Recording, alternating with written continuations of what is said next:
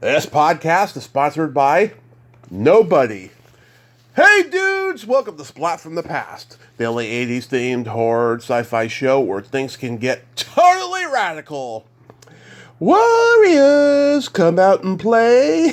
I am so excited for today's guest because I'll be talking to my fifth guest from Walter Hill's cult classic, The Warriors, celebrating its 45th anniversary. And I am talking about Rob Ryder. Rob Ryder was one of the Purple Furies of this movie. You know, one of the baseball Furies. He started out as a PA, and then the guy who was originally playing his role had to leave very early. And so he stepped in and played the role. And he has a book out about it called Purple Fury, Rumbling with the Warriors. And we've been trying to make this interview happen since 2021. That's when I first reached out to him, and he was in the midst of finishing the book at that time during COVID. And now the book is out. You can get it on purplefury.net or Amazon. And man, he's had an interesting career. He was a production assistant on Joe Pesci's first movie, The Death Collector, back in 1976. And after The Warriors, he had a role in Walter Hill's Southern Comfort, and he became a basketball consultant on big Hollywood movies that had basketball in them. I mean, it was pretty big back in the 90s. Yeah. He worked on White Men Can't Jump, Blue Chips, Eddie, Celtic Pride, and baseball stuff like Cobb with Tommy Lee Jones. And it's going to be a great conversation today, and I can't wait. So, here is my interview with Rob Ryder. Hello. Hey, Rob, welcome to the show. How are you today, sir? I'm fine, Tommy. How are you? I am fantastic. I can't tell you how thrilled I am to talk to you today. Thank you so much for finally taking the time today. We've been trying to make this happen for a while now. Yeah. So, I'm glad to be here. Absolutely. So, let's start with Purple Fury, Rumbling with the Warriors. You wrote Hollywood Jock back in 2006. What made you want to write another one at this point? Well, I didn't start by writing a book. I have been on Facebook and joining some of the Warriors groups and seeing all the cool stuff people were writing about it, and I started adding some stories that I have about having been on the movie so many years ago, and people were digging it, and before I knew it, I was putting together enough to say, hey, I think I have a book here. Mm-hmm. And because there's such a rabid audience for the movie, I thought, shit, can I say that? Swear all you want. I just thought, hey, I can direct market to these fans and, not have to deal with HarperCollins, which was Hollywood Jock, and deal with a big publishing company. And so I self-published it and put it together and get really great response to it. Oh, that's fantastic. Yeah, so it's much more in-depth about the Warriors than the previous one, right? Oh, yeah. Although I do get into some tales from Hollywood, too, because right after the Warriors, I became friends with Walter Hill, and he knew I was a writer, and he encouraged me to move to Hollywood if I was serious. So yeah. As soon as we wrapped, I just packed up my crappy little apartment on 2nd Avenue, and I moved to Hollywood. So I've got some stories about, all the ins and outs of trying to be a screenwriter in Hollywood and scoring deals with this guy and that guy in these studios, right, and how heartbreaking it can be. And then I also moved into sports production work, and I did a lot of second unit directing. Still doing that, actually. Right. So I've got stories about that as well. How long did it take overall to write this one? For this one? Yeah. Oh, I've been at it about a year or so, putting it together. Okay. Are you doing a book tour for it? No, at the moment, what I'm doing is I'm scheduling some of these fan conventions. and I'm going to show up. There's one in Pasadena in a couple of weeks that I'll be at, and I'll bring some books to sign there. And there's a big one back in New Jersey in April, I think, called Chiller Theater. ChillerCon, yeah. And that, they're going to have a real big Warriors reunion there, so there'll be a lot of people out. So I'm kind of doing it that way, and just working it online. And, I've got a website set up, and people can go and check it out and read the first chapter and buy the book right there rather than go to Amazon, where I don't get as big a cut. So I would encourage anyone to go to purplefury.net and find my book there. Read the first chapter, then maybe you'll want to buy it. Oh, awesome. So, going back in time, did you gravitate toward writing early on in your childhood? Yeah, I started probably, middle school. I just started writing stuff down, and I was a jock, growing up in New Jersey. I was a basketball player. So I was focused mostly on that, and I was playing college ball and started writing about that experience, and nothing worth keeping, but just kind of getting my chops together.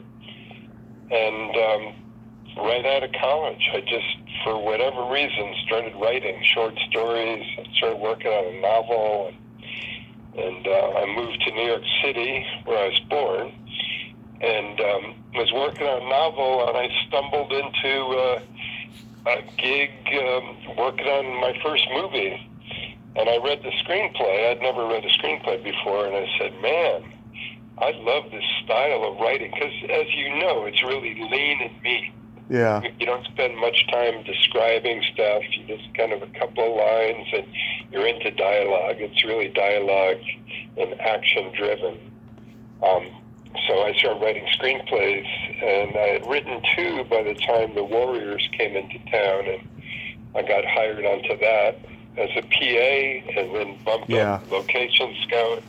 I have a bunch of stories about that in the book as well, which was a pretty wild ride, running around Brooklyn and Manhattan, searching for like the subway bathroom fight and stuff on the boardwalk and all like that. But then a stuntman got hurt, and Walter Hill said, "Hey, tough guy, you want to be in my movie?" And I said, "Sure." And so I went from $50 a day to over $300 a day as a stuntman in the movie.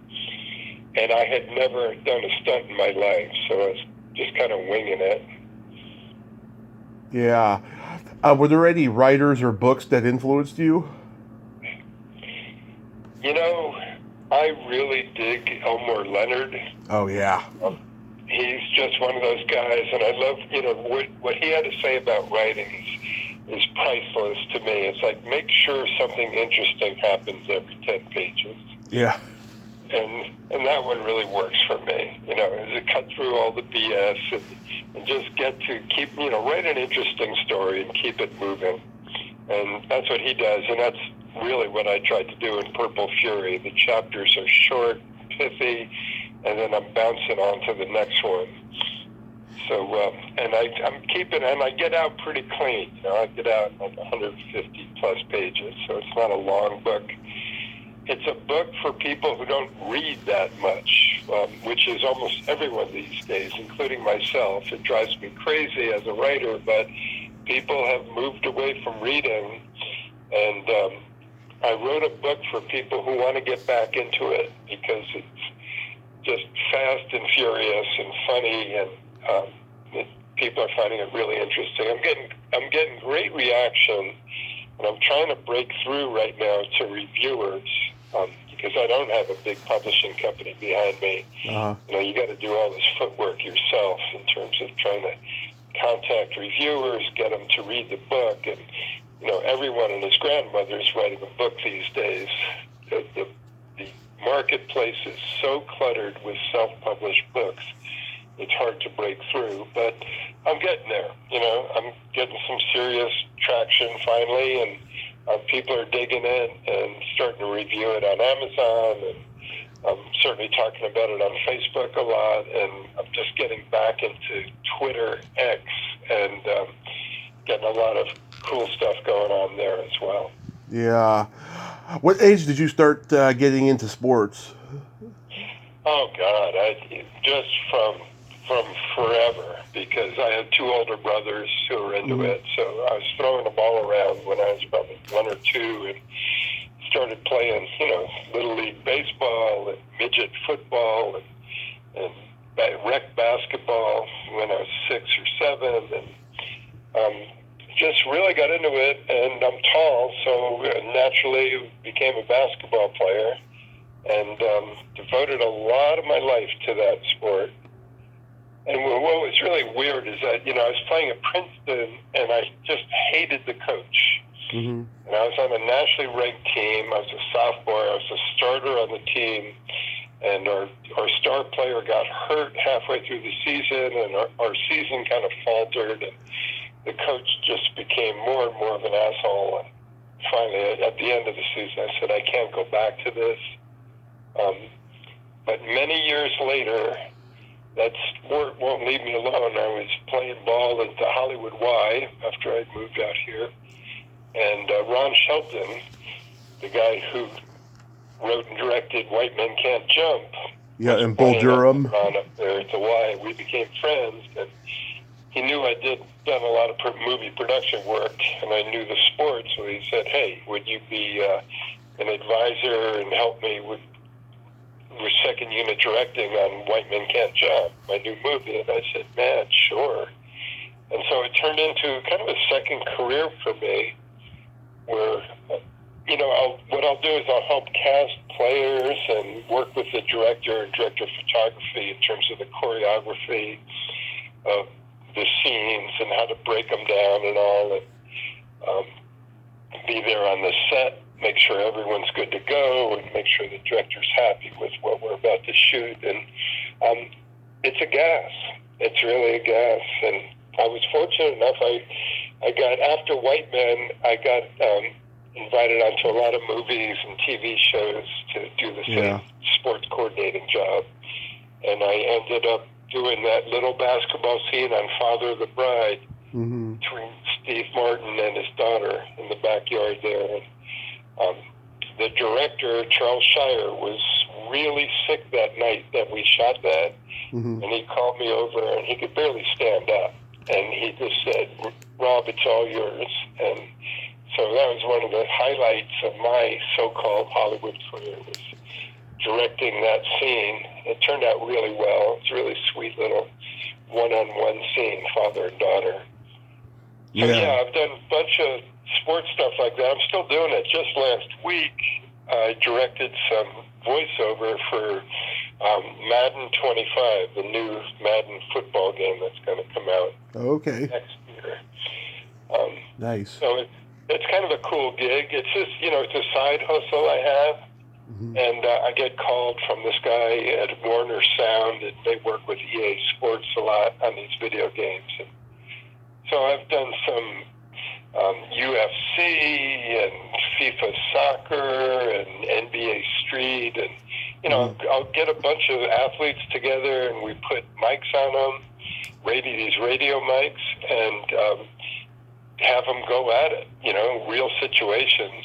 Last weekend we had I think 10 football players out on a high school field in pads and helmets, and I had them beat the crap out of each other just so they could record all that sound of guys smashing helmets, hitting the ground, all of that stuff. And we spent the whole day just, bruising these guys up, and everyone left happy and a few $100s richer. So yeah, it's a cool gig, and it's, a way for me to stay sharp with my sports stuff and put a few bucks in my pocket as well. Yeah. Was there ever a point where you were almost a professional basketball player? Yeah. Oh, yeah. Leaving the team at Princeton did not do well in terms of NBA. If I were to get into the NBA back in the day, it would have been as a journeyman. I was a defensive specialist. I loved screwing guys up and getting them off their rhythm and just kind of roughing them up. And, So I would have been a role player, but I never went that route. And when I was living in New York, and I was kind of tired of trying to be a novelist, and I thought, I'm going to go over and play in Europe professionally. And I called an old teammate who was in the NBA and said, hey, can you find an agent? An agent for me to get to Europe. And sure enough, 2 weeks later, I had a contract to go play in Finland, of all places. And I was working out in Central Park, and one of the guys I was playing with was this rich guy out of the healthcare business, and he was putting a bunch of money as a tax write-off into a little independent film. And I said, hey, I'm interested in the movies. Get me a job. And so I got on as a PA and started working. That was a movie with Joe Pesci, actually. And I started working on that, and I called this agent and said, you know what? I'm not going to Finland. I'm going to stay here and get into the movie business. So it was one of the crossroads in my life. It was a very interesting decision I made. I talk about it in my book, how I could have been hanging out in Finland with some beautiful girl and playing ball and making some decent money, but instead of getting beat up by Swan and the Warriors. Yeah. The Death Collector, that was Pesci's first movie. He was coming off of being a musical comedian in a nightclub act. I don't think anyone, especially him, knew he was going to be a huge movie star years later. It was weird. I did him kind of a bad turn in that movie because his father, the old paisano, was not happy with Joe's so-called movie career. Yeah. He finally landed a decent, a pretty big role in this little movie. They invited his dad out to the set. We're in the swamps of New Jersey shooting this thing. And the first AD was like a real frantic guy saying, where's Pesci? We're ready to shoot this. So I ran into his trailer and said, Joe, you got to get to the set. Pesci gave me one of those looks, like that, slanted eye, Italian guy, talking to me like this in front of my father, disrespected me like this, and he just tore me a new one right there. And I said, Yeah. man, I got to learn. Don't mess with the actors, no matter what level they're at. But I always felt bad about that. But yeah, Pesci, I don't know, man. He had something going on. He was irrepressible. He had a beautiful little career he put together. Did some great movies. Yeah, a lot of great movies. Generally, production assistants aren't treated very well, but obviously you enjoyed the job enough to be a PA on the Warriors before you ended up replacing that guy.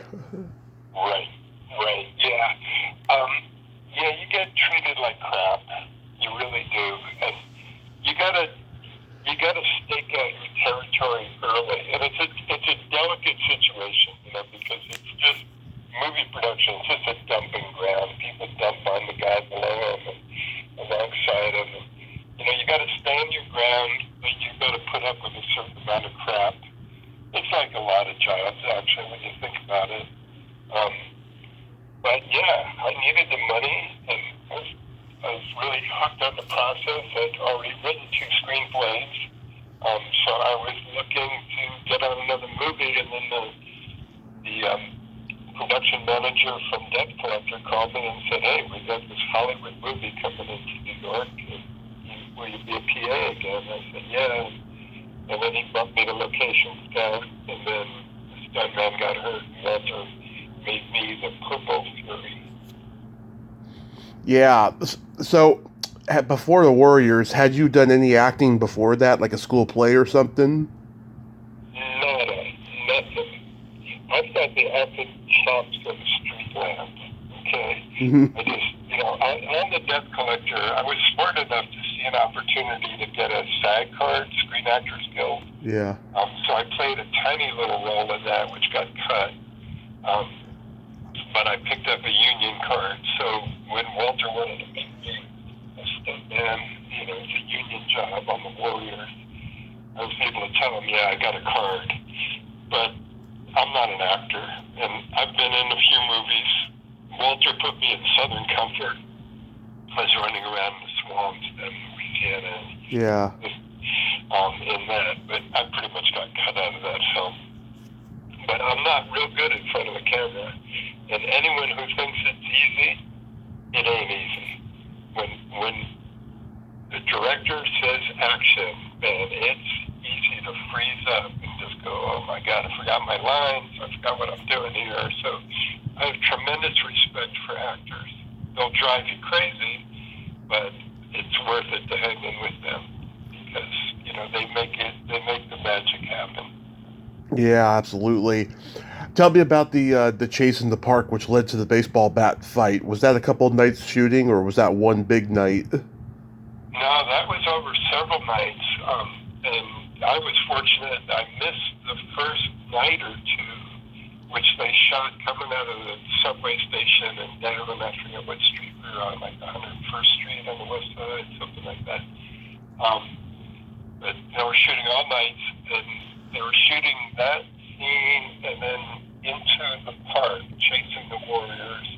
That's when Ben Chambers, the stuntman, the Purple Fury, Yeah. I think he was jumping over a bench or something, and he smashed up his knee, and Walter was all pissed off because things are not going right.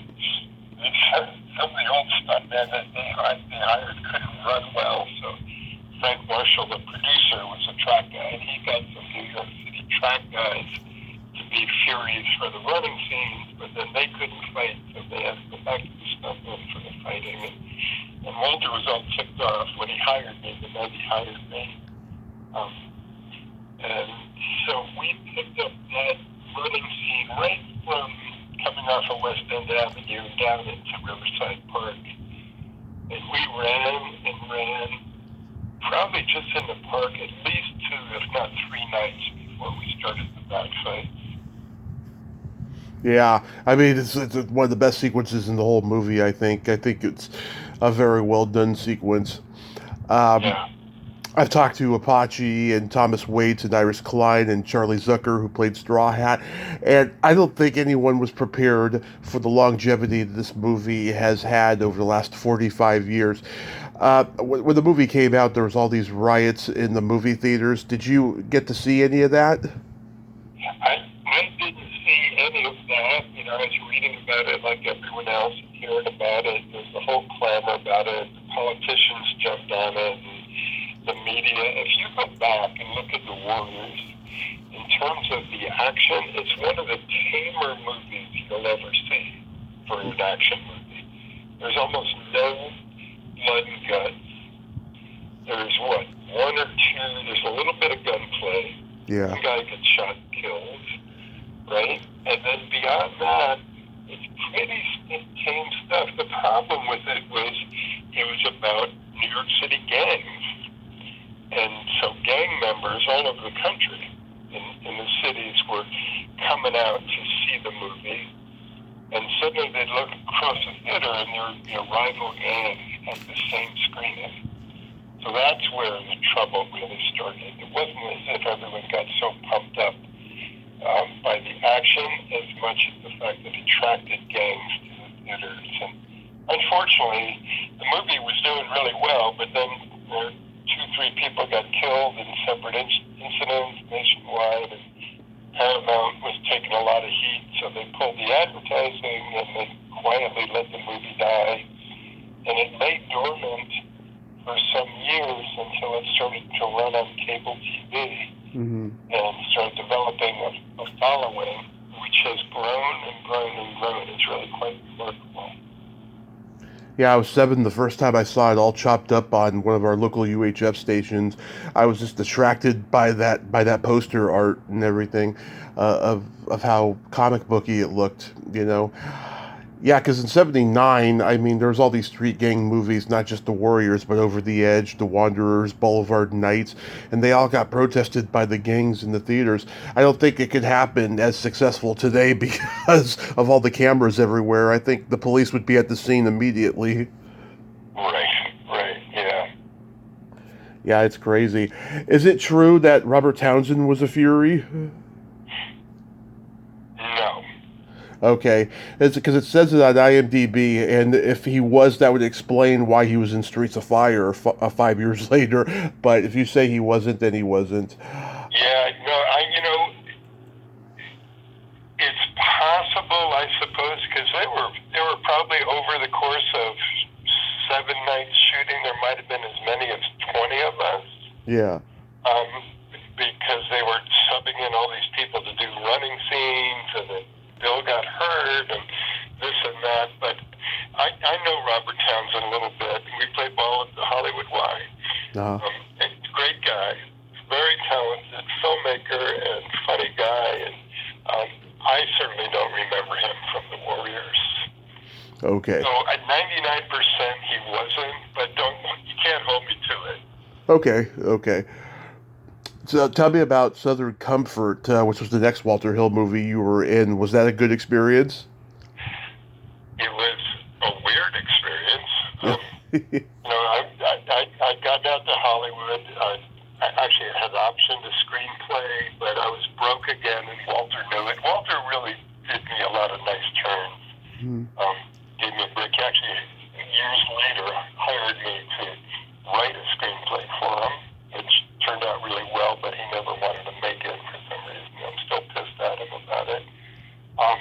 But he knew I was broke, and he was making Southern Comfort, and so he said, hey, I want you to be in my movie. So before I do it, I was flying to Shreveport, Louisiana, where we stayed, and we crossed the border into the swamps of East Texas to shoot that. I was playing a Cajun alongside one of the most dangerous man I ever met, a guy named Sonny Landham. Oh yeah.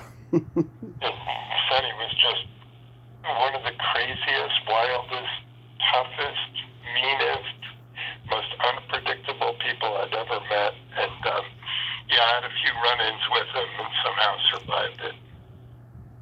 Yeah, I mean he was so menacing when he was in Walter's 48 Hours. He was Billy Bear, the Indian. That's right. Yeah, but that's a great cast. Keith Carradine, Fred Ward, Peter Coyote, Lewis Smith, T.K. Carter. That's a fabulous cast.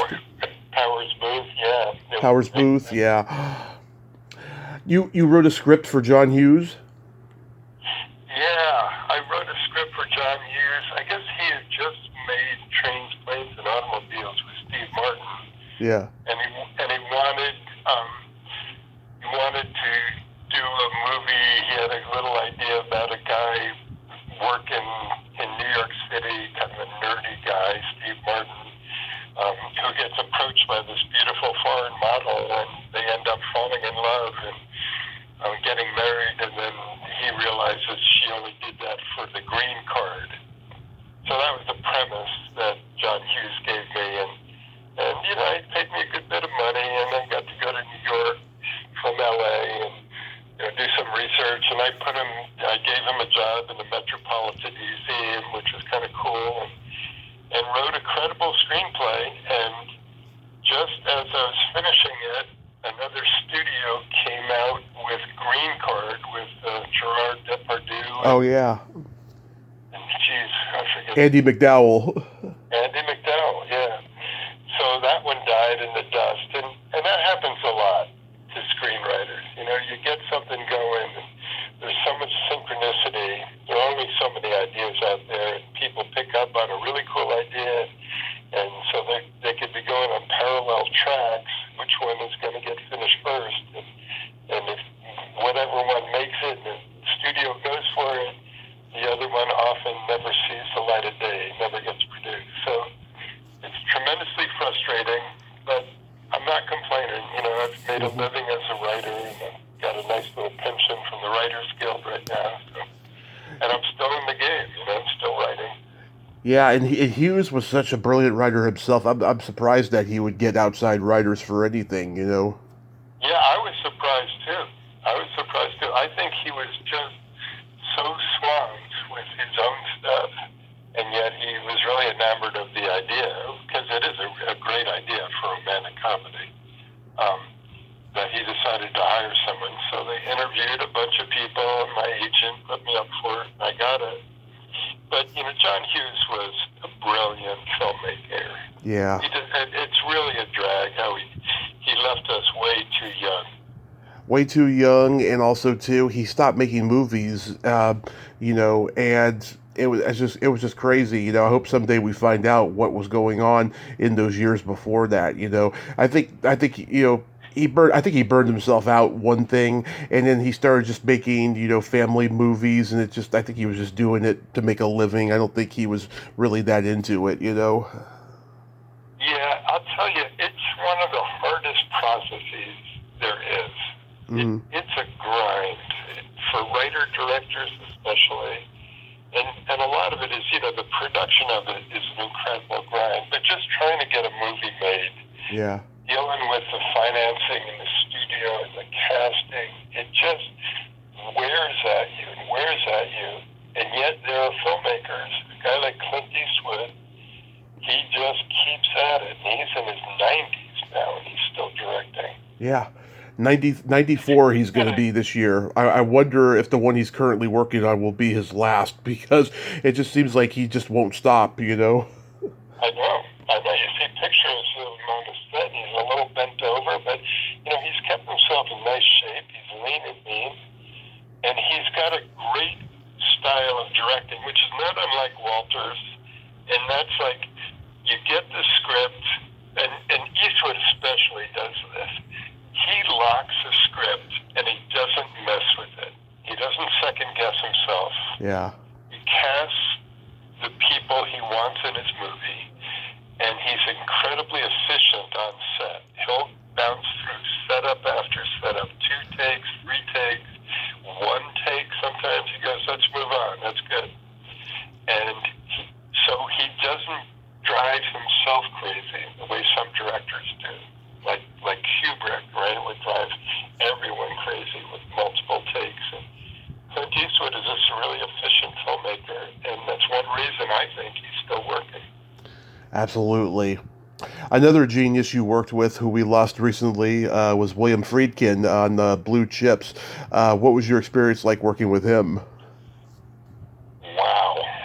Billy Friedkin is one of the craziest guys, most dangerous human beings I've ever worked with. God bless him. He's gone. I'm still afraid of the guy. It was on Blue Chips because I'm doing a basketball thing, and Ron Shelton of White Men Can't Jump wrote that screenplay, and Billy ended up directing it, and it was kind of over his head because he wasn't really a basketball guy. Mm. But Billy had this weird way of kind of seducing you and making you feel like $1,000,000, and then he would twist it and put you on like a razor's edge for the rest of the production. Yeah. Where you're sweating bullets every time you're around the guy, just trying to please him. And when he was not happy, he would let everyone know it. I mean, just screaming fits. I had some of it directed at me. I saw way too much of it directed at other people, actors and production people, anyone. You don't want to be the subject of his wrath. Yeah. And he got away with it. And why? Because he's a brilliant freaking filmmaker. I mean, you go back, I look at The French Connection over and over again and go, wow, man, every beat of this movie is so, because I was, doing New York, that whole New York, dirty streets of New York thing. Yeah. Look at that movie, and he captured it. He really got it. And just the way it's acted and directed and cut together, it's so tense and so interesting. I mean, that's really good stuff right there. Yeah, he was an interesting guy, very intimidating, but yeah, great movies there. So January 28th, you'll be at the Pasadena Comic Con, as you mentioned before.